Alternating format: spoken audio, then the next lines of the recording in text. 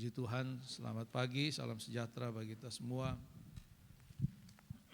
Dalam kasih Tuhan kita, Yesus Kristus, kita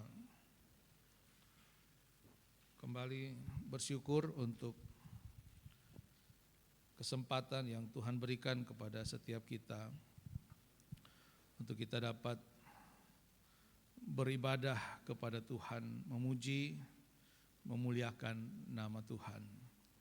Baik, mari kita membuka Alkitab kita di dalam kitab Mazmur pasal 150 ayat 1 sampai ayat yang ke-6. Mazmur 150 ayat 1 sampai ayat yang ke-6. Ini adalah pasal yang terakhir dari kitab Mazmur. Puji Tuhan. Haleluya. Pujilah Tuhan, pujilah Allah dalam tempat kudusnya, pujilah Dia dalam cakrawalanya yang kuat. Pujilah Dia karena segala keperkasaannya, pujilah Dia sesuai dengan kebesarannya yang hebat. Pujilah Dia dengan tiupan sangkakala, pujilah Dia dengan gambus dan kecapi. Pujilah Dia dengan rebana dan tari-tarian. Pujilah Dia dengan permainan kecapi dan seruling. Pujilah Dia dengan ceracap yang berdenting. Pujilah Dia dengan ceracap yang berdentang. Biarlah segala yang bernafas memuji Tuhan. Haleluya. Puji Tuhan. Ya, pasal ini diawali dan diakhiri dengan kata haleluya. Haleluya itu artinya puji Tuhan. Kita lihat bahwa pemazmur atau Daud adalah seorang yang benar-benar hatinya dipenuhi dengan pujian kepada Tuhan. Hatinya dipenuhi dengan penyembahan kepada Tuhan. Bukan berarti dia tanpa masalah. Bukan berarti dia tanpa tantangan. Tetapi setiap persoalan, masalah, tantangan yang dihadapi tidak pernah membuat dia berhenti untuk memuji Tuhan. Dalam pemazmur ini banyak kita baca keluh kesah daripada Raja Daud. Dia berkeluh kesah, dia mengeluh tentang beratnya tantangan kehidupannya. Tentang bagaimana orang-orang kafir itu bisa seperti bertumbuh terus, sukses terus. Tapi dia yang mengikut Tuhan dengan setia, kok hidupnya seperti biasa-biasa saja. Tapi sekali lagi itu tidak pernah mengurangi semangat Daud untuk memuji Tuhan. Bahkan dari 150 pasal di dalam pemazmur ini diakhiri dengan seruan, diakhiri dengan dorongan, diakhiri dengan motivasi untuk kita memuji Tuhan. Banyak orang percaya itu masih dalam pergumulan soal memuji Tuhan, menyembah Tuhan. Biasa-biasa sah. Tak usah lebih-lebih. Biasa-biasa. Persoalannya Alkitab tidak pernah bilang kita memuji Tuhan itu biasa-biasa saja. Alkitab tidak pernah mengatakan kita memuji Tuhan itu yang tenang-tenang saja. Saya beberapa hari lalu mengikuti pelepasan dari anak saya Daryl yang tamat SD. Ada ibadah di gedung serbaguna Gereja Paulus. Banyak orang tua yang datang karena yang diluluskan itu 129 anak. Ada ibadah. Wah, di ibadah itu puji-pujiannya luar biasa, saudara. Memuji Tuhan, orang bersorak, tepuk tangan. Saya ini sampai bingung. Ini saya ini ibadah di gereja Pantekosta ini, atau gereja Gemit ini. Habis itu lagi acara prosesi itu ngobrol sama samping kiri kanan, ini orang Protestan, saudara. Tapi kok mereka semangat sekali memuji Tuhan. Padahal dulu awal-awal pergerakan Pentakosta itu kita disebut gereja orang gila. Betul saudara. Ini gereja apa kok menyanyi, lompat, tepuk tangan. Sebentar dia berteriak, sebentar dia menangis, sebentar dia ketawa. Ini gereja apa nih? Sekarang mereka lebih gila dari kita saudara. Kita yang kembali kepada gaya mereka lagi. Kadang-kadang kita suruh tepuk tangan aja. Asal jangan sampai begini. Ya. Saking malasnya. Aduh, mau suruh puji Tuhan. Susahnya minta. Kadang-kadang WL tuh disuruh, kamu harus semangat. Ya, harus semangat. Supaya orang di bawah bisa semangat. Padahal kan harusnya semangat itu lahir dari hati kita. Amin. Ya. Kan tidak ada kalau misalnya saudara yang hobi bola itu, nonton bola. Ya. Terus klub yang saudara dukung gitu, menang gitu ya, atau gol. Gitu ya. Lalu orang bilang, wih melompat. Ya. Oh, beta kira harus suruh beta kan tunggu suruh lompat baru beta lompat. Gitu ya. Oh itu kan spontan ya kan, otomatis. Begitu gol, wah gol. Bahkan belum gol, sementara perjalanan menuju gawang aja gitu, wah. Gitu ya. Tidak ada gol baru orang bilang, wih bangun kok melompat. Gitu ya. Tidak ada. Nah hari ini kita mau, di dalam konteks ayat ini kita mau melihat beberapa hal tentang memuji Tuhan. Yang pertama, ayat 1 dikatakan, pujilah Allah dalam tempat kudusnya, pujilah dia dalam cakrawalanya yang kuat. Yang pertama berbicara tentang sikap dan tempat kita memuji Tuhan. Pujilah Allah dalam tempat kudusnya, itu berbicara tentang sikap kita. Yang kita puji ini adalah Allah, adalah Tuhan yang kudus. Yang kita puji ini adalah Tuhan yang benar. Karena itu kita harus memuji Tuhan di dalam kekudusan. Kita harus memuji Tuhan di dalam kebenaran. Yesus katakan kepada perempuan Samaria itu di dalam Injil Yohanes pasal 4, akan datang waktunya orang tidak akan menyembah di tempatmu di Gunung Gerisim sana. Orang juga tidak akan menyembah di Yerusalem. Saya mengikuti diskusi Islam Kristen. Lalu mereka menafsirkan ayat ini, orang akan pindah menyembah itu di Mekah.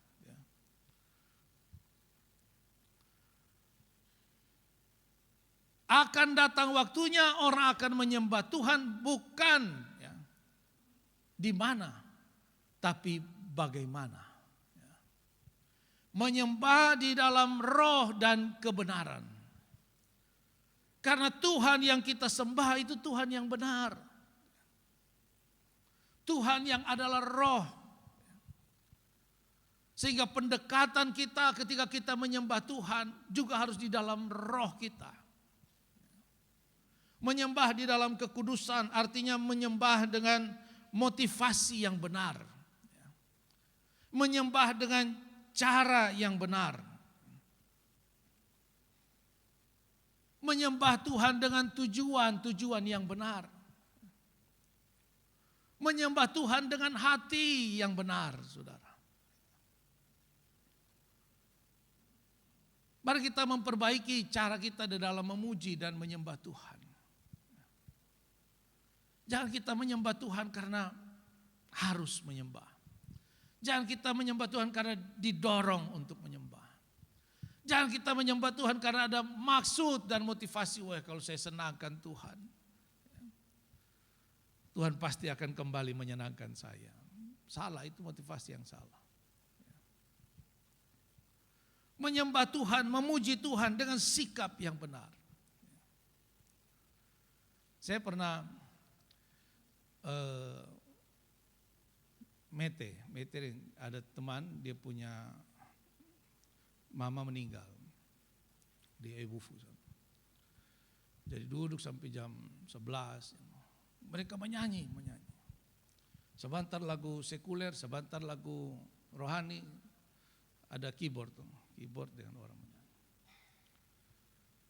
Tiba-tiba saya dengar, firman-Mu itu pelita bagiku, firman-Mu terangi jalanku. Saya enggak terhafal lagu itu. Tiba-tiba berhenti, nyanyi lagi. Saya bilang, ini orang ini menyanyi kok. Sebentar dia berhenti. Ternyata saudara, firman-Mu itu pelita bagiku, firman-Mu terangi. Wah, ini parah ini. Ini menyanyi firman Tuhan ini. Jadi seringkali kita nyanyi lagu rohani itu hanya untuk menghibur saja. Bukan untuk memuji Tuhan, bukan memuliakan Tuhan. Tapi sebagai hiburan. Entah itu menghibur diri sendiri atau menghibur orang lain. Nah, ini sikap yang salah di dalam memuji Tuhan. Memuji Tuhan itu bukan untuk kita, bukan untuk orang lain. Wih, ini lagu enak. Ini lagu enak. Lah, enak bagi kita berarti, bukan enak bagi Tuhan. Karena yang Tuhan lihat itu bukan musiknya, bukan nadanya, bukan iramanya, tapi sikap hati ketika kita memuji Tuhan. Bagaimana motivasi kita di dalam kita memuji Tuhan? Bagaimana cara kita di dalam kita memuji Tuhan? Itu yang Tuhan mau. Kita memuji Tuhan di dalam tempat kudusnya. Tapi juga bukan berarti tempat kudus itu lalu kita juga harus diam, tenang, tidak boleh bergerak. Salah omong mati kamu. Tidak, saudara. Ini bicara tentang sikap hati kita.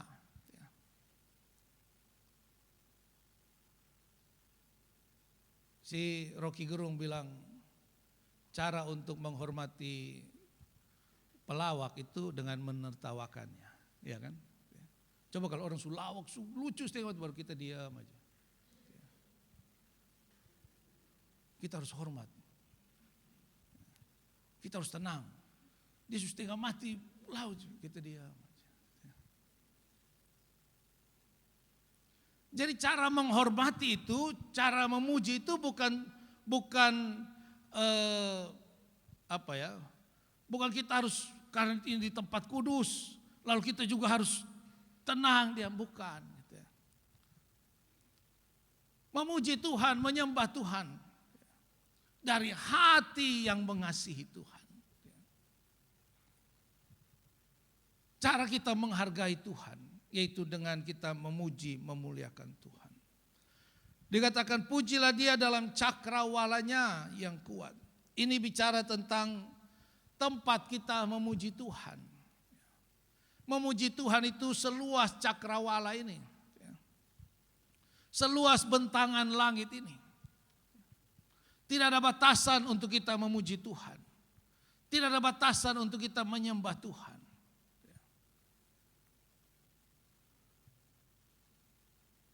Jangan kita puji Tuhan itu hanya di gereja saja. Hanya pas ibadah saja. Tidak ada batasan untuk kita memuji dan menyembah Tuhan. Jangan kita membatasi suasana, tempat, suasana hati kita kadang-kadang mempengaruhi kita di dalam memuji Tuhan. Bangsa Israel, kenapa mereka dihukum oleh Tuhan? Karena bersungut-sungut. Daud, kenapa dia diangkat oleh Tuhan? Karena dia tahu bersyukur, dia tahu memuji Tuhan. Apakah dua-dua ini Daud senang terus Israel susah terus? Daud senang terus? Tidak. Daud mengalami penderitaan yang luar biasa, saudara. Tetapi sikap hatinya membuat dia diangkat oleh Tuhan. Bagaimana dia selalu bersyukur atas setiap apa yang dia alami. Dia melihat itu sebagai cara Allah untuk membentuk, memproses dirinya. Dan lewat itu dia menaikkan syukur kepada Tuhan. Wah, itu luar biasa, saudara. Ya. Itu yang disebut pujian sebagai korban. Ya, nanti sore kita akan lihat itu. Tetapi mari Bapak Ibu Saudara sekalian, jangan ada yang menghalangi kita di dalam kita memuji Tuhan. Ya. Jangan samakan mendengar lagu rohani dan menyanyi lagu rohani. Ya. Itu beda, saudara. Ya. Mendengar itu ya kita memuaskan jiwa kita. Mendengar itu kita memuaskan telinga kita ini. Tetapi memuji Tuhan, menyembah Tuhan, memuaskan Tuhan, ya. Menyenangkan hati Tuhan. Mendengar kesaksian tentang Tuhan tidak sama dengan bersaksi tentang Tuhan. Mendengar kesaksian tentang Tuhan kita kagum. Wah, luar biasa orang ini mengalami Tuhan. Tapi bersaksi tentang Tuhan itu bicara tentang proses, bicara tentang usaha, bicara tentang keterlibatan, bicara tentang pengalaman. Tidak mungkin orang tidak mengalami Tuhan lalu bisa bersaksi tentang Tuhan. Tapi orang bisa tidak mengalami Tuhan tapi mendengar kesaksian tentang Tuhan. Jadi yang Tuhan mau bukan sekedar kita dengar lagu rohani saja. Bukan, saudara. Jangan kita pikir saya sudah dengar lagu rohani sepanjang jalan, pokoknya di tape semua lagu rohani. Apakah kemudian otomatis kita juga memuji Tuhan? Belum tentu juga, saudara. Jadi mendengar lagu rohani tidak sama dengan menyanyi, memuji Tuhan. Karena bisa jadi kita mendengar lagu rohani itu hanya untuk memuaskan telinga kita.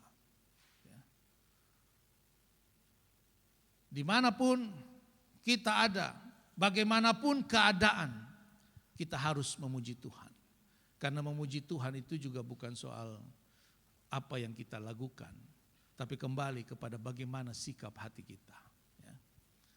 Bagaimana hati kita, bagaimana kasih kita kepada Tuhan, bagaimana syukur kita kepada Tuhan. Kalau kita mengajar anak-anak kita untuk tahu berterima kasih, dalam konteks yang sama kita harus memuji Tuhan, saudara. Dari sejak kecil kita ajar anak, terima apapun bilang terima kasih. Nah, di saat yang sama, dalam konteks yang sama itulah kita harus memuji Tuhan. Memuji Tuhan sebagai bentuk ucapan syukur kita kepada Tuhan. Memuji Tuhan bukan karena apa yang Tuhan berikan kepada kita, tapi memuji Tuhan karena Dia Allah yang besar. Bagian yang kedua, ayat yang kedua, pujilah Tuhan karena segala keperkasaannya. Pujilah Tuhan sesuai dengan kebesarannya yang hebat. Bagaimana kita memuji Tuhan? Kita memuji Tuhan dengan kebesarannya, karena kehebatannya, karena keselamatan yang Tuhan berikan kepada kita, karena kasih setianya. Begitu banyak alasan untuk kita memuji Tuhan, saudara. Di dalam Mazmur pasal 103.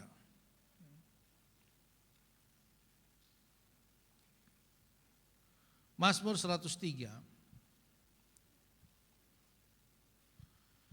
Dari Daud, pujilah Tuhan hai jiwaku, pujilah namanya yang kudus hai segenap batinku. Pujilah Tuhan hai jiwaku dan janganlah lupakan segala kebaikannya. Dia yang mengampuni segala kesalahanmu, Dia yang menyembuhkan segala penyakitmu, Dia yang menebus hidupmu dari lubang kubur, yang memokotai engkau dengan kasih setia dan rahmat. Dia yang memuaskan hasratmu dengan kebaikan, sehingga masa mudamu menjadi baru seperti pada burung Raja Wali, dan seterusnya. Begitu banyak alasan untuk kita memuji Tuhan. Kita harus memuji Tuhan bukan karena Tuhan suka dipuji. Kita memuji Tuhan itu bukan karena Tuhan itu makan puji, bukan.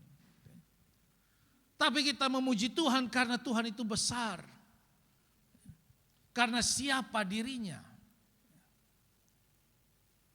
Kita harus memuji Tuhan karena kekuatannya. Memuji Tuhan itu adalah sikap iman kita, saudara. Memuji Tuhan itu adalah sikap iman atas perlindungan, atas berkat, atas keselamatan yang Tuhan berikan kepada kita. Tadi kita sudah baca di Mazmur 103 itu. Pujilah Tuhan hai jiwaku, jangan lupakan segala kebaikannya. Dia mengampuni segala kesalahanmu. Dia yang menebus hidupmu dari lubang kubur. Dia yang menyembuhkan segala sakit penyakit. Dia yang memahkotai engkau dengan kasih setia dan rahmat. Siapa seumur hidup kita yang dapat melakukan itu? Siapa yang dapat melakukan itu bagi kita seumur hidup kita? Lalu apakah Tuhan tidak layak untuk dipuji, untuk disembah? Mari kita memuji Tuhan, saudara. Bukan karena siapa kita, tapi karena siapa Tuhan itu. Lalu ayat 3 sampai ayat yang kelima, pujilah dia dengan tiupan sangkakala, pujilah dia dengan gambus dan kecapi, pujilah dia dengan rebana dan tari-tarian, pujilah dia dengan permainan kecapi dan seruling, pujilah dia dengan ceracap yang berdenting, pujilah dia dengan ceracap yang berdentang. Bagaimana kita memuji Tuhan? Di sini dikatakan memuji Tuhan dengan alat-alat musik. Ya, memang tidak semua orang bisa main musik, saudara. Ada yang bisa pegang sah. Dulu dong suka tanya, bisa pegang gitar kok? Bisa, kalau coba pegang saya bisa. Hanya main ini yang berat. Tidak semua orang punya suara yang bagus ya untuk menyanyi. Tapi ungkapan ini menunjukkan bahwa orang itu tidak boleh diam. Tidak boleh pasif. Tidak boleh. Sekali lagi kita memuji Tuhan itu bukan untuk menyenangkan orang lain. Bukan untuk menyenangkan kita. Tapi untuk menyenangkan Tuhan.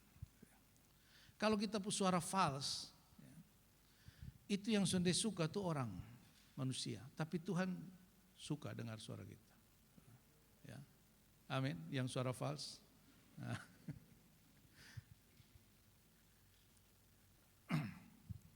Ada seorang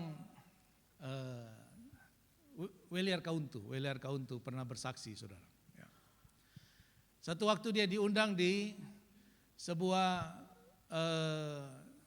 sekolah untuk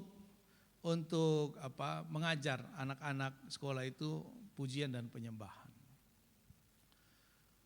Tentu dia orang yang sangat baik di dalam memuji Tuhan, baik dalam konteks teknisnya ya.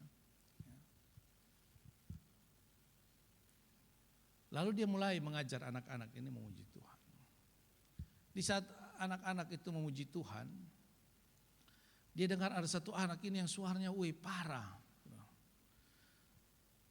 Jadi dia, Tuhan, ini mau ajar mereka menyanyi yang betul ini bagaimana nih?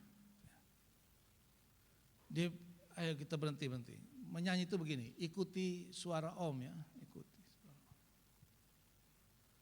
Mereka ikut, tapi ada satu nih yang bukan tidak mau ikut, saudara, tapi memang sebegitu. Aduh, parah suaranya. Tapi Weliar Kauntu menyanyi terus. Di tengah sedang menyanyi, Dia mendengar Tuhan berbicara, kamu diam. Kamu diam. Kamu tidak usah menyanyi. Loh kenapa Tuhan? Saya sedang mendengarkan suatu suara yang sangat indah. Nah ini. Welcome to bilang, tapi saya lagi dengar suara yang jeleknya luar biasa. Nah, tapi Tuhan bilang tidak. Dia menyanyi dengan hati memuji Tuhan. Ini saudara. Kadang-kadang kita memuji Tuhan, menyanyi itu kita untuk menyenangkan manusia. Menyenangkan diri sendiri. Weh, bepu suara jelek begini, berapa saya beta fals mau. Mau menyanyi 2 lagu ini orang bisa lempar. Tidak usah pusing dengan orang lain, saudara. Amin. Tuhan tidak pusing. Filipi pasal 2 katakan Allah Yesus itu tidak menganggap kesetaraannya dengan Allah sebagai milik yang harus dipertahankan. Tapi dia telah mengosongkan dirinya.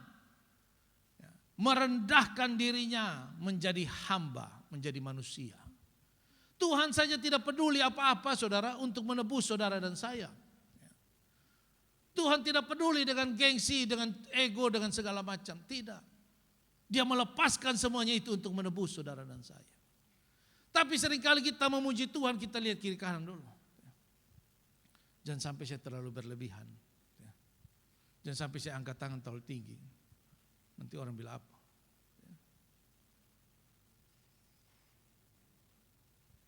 Bagaimana kita menyenangkan Tuhan? Saudara, tidak ada alat musik itu yang bisa berbunyi dengan sendirinya. Tidak ada. Kecuali tape itu. Alat musik elektronik itu aja pun kita harus tendis dulu. Baru dia bisa bunyi. Artinya apa? Kita harus menggerakkan. Kita harus berusaha untuk menggerakkan hati kita. Makanya tadi kita baca di dalam Mazmur 103 itu. Pujilah Tuhan hai jiwaku. Pujilah Tuhan hai segenap batinku. Pemazmur itu mendorong jiwanya, mendorong batinnya untuk memuji Tuhan. Alat-alat musik yang kita baca ini baru bisa berbunyi kalau dipukul, kalau ditiup, kalau dipetik. Demikian pula jiwa dan roh kita. Kita harus berjuang untuk menggerakkannya, saudara. Supaya dia tergerak untuk memuji Tuhan. Dalam segala situasi, dalam segala kondisi. Lalu dikatakan di dalam ayat 4, pujilah dia dengan rebana dan tari-tarian. Nah, ini, ya. Menari bagi Tuhan, ya menari bagi Tuhan itu juga bukan seperti tarian-tarian tradisional atau apa gitu ya. Artinya kita menggerakkan tubuh kita ini. Ya. Karena ada yang namanya bahasa tubuh, ya kan? Bahasa tubuh, body language.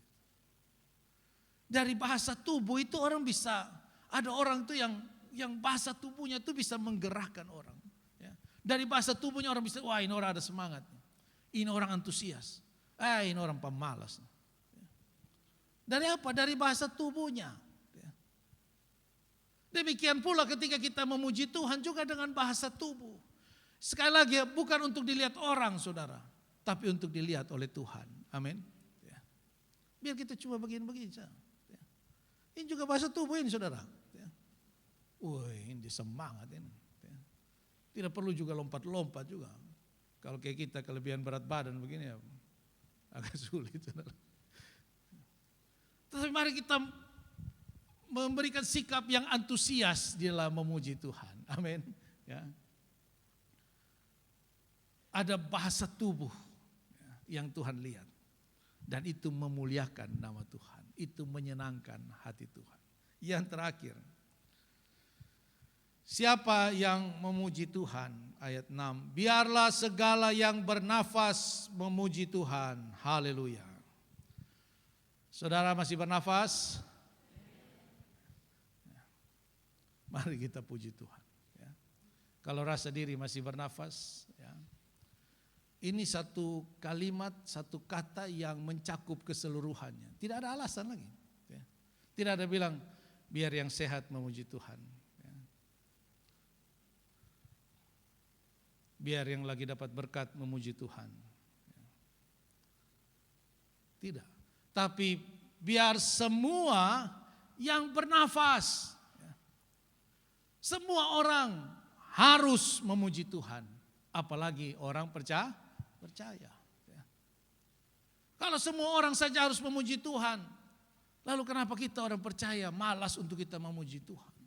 Ya. Tidak ada alasan untuk kita tidak memuji Tuhan, saudara. Ya. Bahkan di dalam Mazmur pasal 19.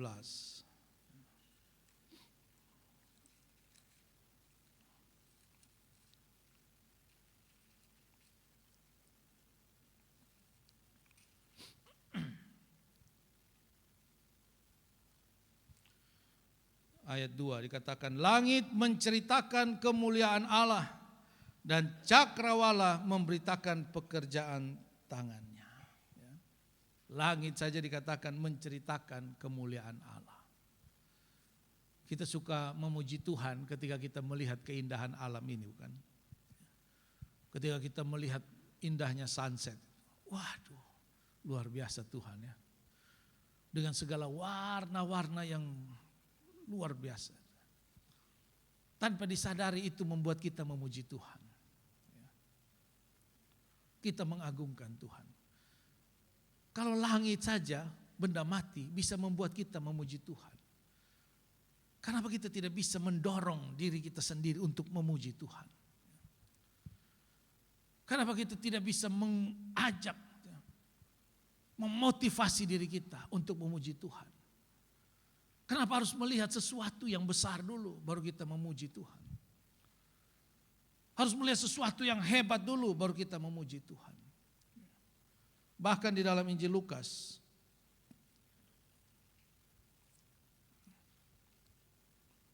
pasal 19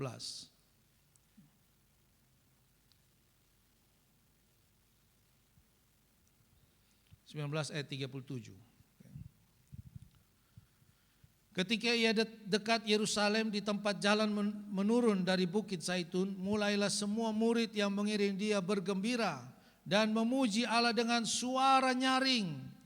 Oleh karena segala mujizat yang telah mereka lihat, kata mereka, diberkatilah dia yang datang sebagai raja dalam nama Tuhan. Damai sejahtera di sorga dan kemuliaan di tempat yang maha tinggi. Beberapa orang Farisi yang turut dengan orang banyak itu berkata kepada Yesus, Guru, tegurlah murid-muridmu itu. Jawabnya, aku berkata kepadamu, jika mereka ini diam, maka batu ini akan berteriak. Saudara, seringkali justru ketika kita lebih bertumbuh, berkembang, lebih dewasa, seringkali kita juga meninggalkan sifat kanak-kanak itu untuk secara tulus memuji Tuhan. Orang dewasa itu kan lebih tenang, ya. Lebih jaim, ya, jaga image. Kalau anak-anak itu dia tidak peduli, dia mau teriak saja. Orang-orang Farisi ini termasuk golongan-golongan atas ya di dalam strata sosial masyarakat Yahudi. Kadang-kadang orang yang sudah ada di posisi puncak itu lebih tidak mau untuk rame, tidak mau untuk terlihat tidak wibawa gitu ya. Nah, menjaga wibawa tadi itu. Jadi mereka bilang, suruh mereka diam, tenang, tidak usah terlalu beribut, terus terlalu beribut. Tuhan Yesus balas dengan satu kalimat yang sangat menohok. Kalau mereka diam, batu-batu ini akan berteriak. Jangan berdiam diri saudara di dalam memuji Tuhan. Amin. jangan berdiam diri. Masa Tuhan harus buat mujizat, batu bersorak, bangku-bangku ini memuji, baru kita mau, kita harus memuji Tuhan ya. Ternyata kursi juga bisa memuji Tuhan.